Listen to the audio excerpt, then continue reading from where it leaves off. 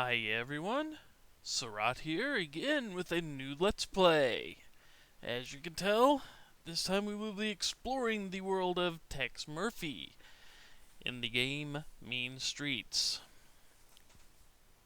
Now, for those of you that have never heard of this, Tex Murphy was a pseudo point-and-click adventure series that had a few action elements in it. As you can see, 1989 was when the first game came out.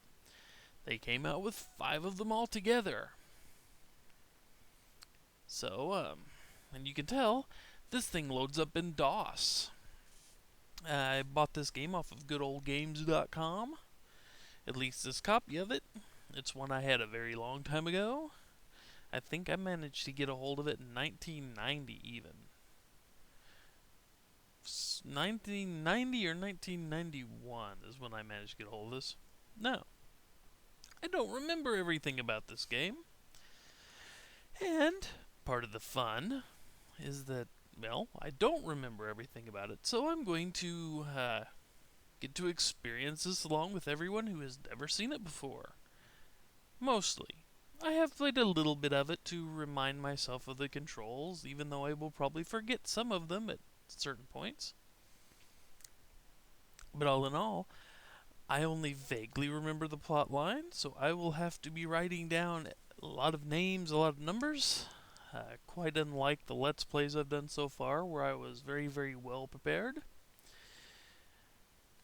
And I'm going to do it mainly, or I'm going to do it this way mainly because, well, people will probably get a kick out of watching me fail and die horribly every now and then. So, without any further self-deprecation, we will begin to play. We will hit the VGA mode of monitor there.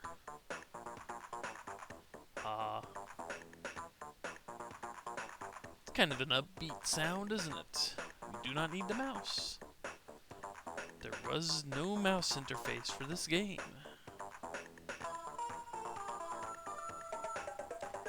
There's Tex, and I believe that is Vanessa. I believe. It might be Sylvia, but I'm not sure. Anyway, the music finishes playing, and we get the opening credits over with. And it gives us a choice, or it will in a second. Here we go. We can start, resume, game options, exit to DOS. The only game options you get are sound volume and fight level. And we will leave the fight level at medium, because that controls the action sequences. I don't want to drop it to easy, but hard may overwhelm me since I haven't done this in, almost 20 years. So, we start a new game. Now, part of this is you don't get the story from the game itself. You get about this much of the story. The instruction book held a lot more of the story. But what we see here, the case. Your name is Tex Murphy, a private investigator in San Francisco.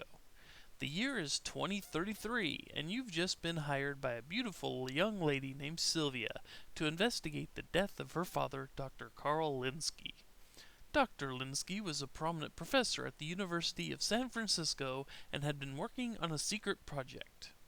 Sylvia had asked him about his work several times, but he would not talk about it. Then a few days ago, he jumped, or was pushed, from the Golden Gate Bridge. The police are sure it was routine suicide, but Sylvia thinks it was murder. Your job is to solve the case. Lovely typo, huh? You've been given $10,000 cash by your client, and you have 5 leads. Please refer to the Getting Started section of the manual for a list of your leads and some important suggestions. Be sure to write things down and be careful to spell correctly. When questioning suspects, use people's full names. Game's not kidding. If you try to get away by mentioning someone's first name, they will not recognize it when you're interrogating somebody. You will have to write down the full names. Now, you notice it says you have 5 leads. These leads are given to you in the instruction book, which I imagine made this game incredibly difficult to play for anyone who pirated it. But thankfully, if you buy the game at goodoldgames.com, yes, I'm giving them a free plug because they have very nice deals and even a few free games, which are easily findable. Beneath a Steel Sky is one. But you get. I can't show it to you now because I've printed it out. Maybe at some point in time in the future I will, post a screenshot of the PDF files. But yes, they give you a PDF file of the original documentation that came with the game. Very nice. They do this for all the games because a lot of the games like this one need it. I figure. But you are given names and navigation codes of 5 people to begin with. Carl Linsky, of course, the dead person, or victim, or suicidal. Who knows? We don't know yet. We will learn later if he actually did kill himself or he was killed. Sylvia Linsky, his daughter, the person who hired us. We also have the name John Richards, the medical examiner that performed the autopsy. Then we have somebody named Dolores Lightbody. This was Carl Linsky's fiancée. And then finally it gives us Steve Clements, the officer in charge of the investigation. So, and it also gives us a few keywords that we can try on different suspects. The MTC Corp, Overlord, a password, Law and Order, Gideon Enterprises, Nexus, Passcard, and Insurance. And Smart Money would say that when you meet somebody, you will want to go through every single one of these to see if they give you any information. Any information, you write down. Excuse me, folks. Now, I will show you nav codes in a second. It says help available by pressing H. We start the game in a hover bike. So we will hit H, and it gives us some rough controls. The speeder controls, generally, I will not mess with them individually. At least not for most of the game. There will come a point in time later, and I will explain it if I get to that point, where I will need to navigate myself to specific areas. But most of it, if you look down, where's right here, autopilot toggle? Yeah, that right there mean if you input a nav code that I mentioned earlier, and all the five leads it gave us come with nav codes, so we can get to their locations or their offices or their homes or abandoned offices, etc. We input the nav code, then hit the A button, and that will just fly us automatically there. Forward and reverse, plus and minus. We can turn left with the cursors, pitch up and down with the cursors. All stop, space, external views, let us look around the ship. Hover up and down. Remember, this is a hover car. You didn't see any wheels on it. Toggle warp, I found, doesn't work very well. We can phone Vanessa, and we can also phone Lee. Vanessa is our secretary, who can get us some rudimentary information. And Lee is a little more complicated with her. She can get us a lot more detailed information, but it will cost us money. And money is not unlimited in this game at all. If you burn through your 10,000, you will have to hope you have a way of bounty hunting, which is, if I have to do that, I will. I may do it just to show you. Or as you're rummaging through people's apartments, You can find stuff that they won't care about, but you can get a pretty penny for down at the pawn shop.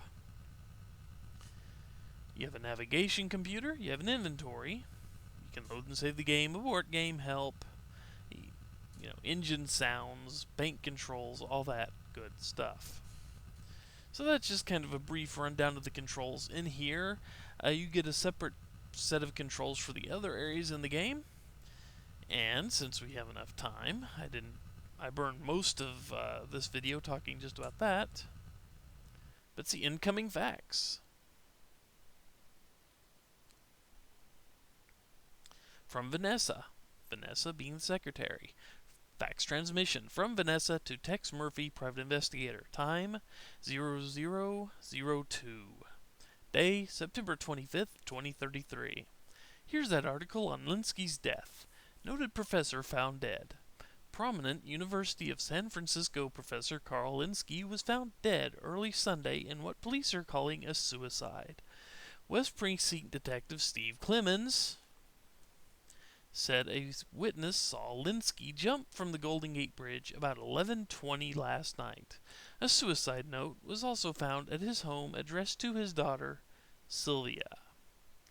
If you see up here, it says space for more. So you hit the space key and get page 2. Linsky's fiancée, Dolores Lightbody, indicated that the professor had been under a great deal of stress and had taken a leave of absence from his teaching duties at the university. Funeral services will be at 10 Wednesday, September 24th at the All Saints Church. And we hit escape to exit. And now we have names. And those names that were all mentioned in there, we have locations for. And, just to do that, we hit the N to bring up the nav computer. And if you look around here, you can do this. That's one way to do it. You can move this cursor around, and it will bring up a little waypoint for you. And if you learn where the bounty hunting spots are, you can use this to give yourself a waypoint and manually guide the craft over to it. But for all the truly important places in this game, once you're in the nav screen, you hit N again to hit enter nav code. And there are 2 ways to find this information. One, if you actually want to, I will show you. I'll do this first. I will go ahead and enter her code 4421. Destination locked. Easy enough. But let's call Vanessa. This is what happens when you call your secretary. Hello, Tex. You get to see her pretty face. Sil? No. That's how you spell. Okay. You can find out about Sylvia Linsky. Okay. And if you really wanted to, you go Carl Linsky. Okay. And then, because we have other names, like Steve Clements, Okay. and then Dolores Lightbody. That's how you spell her name. Okay.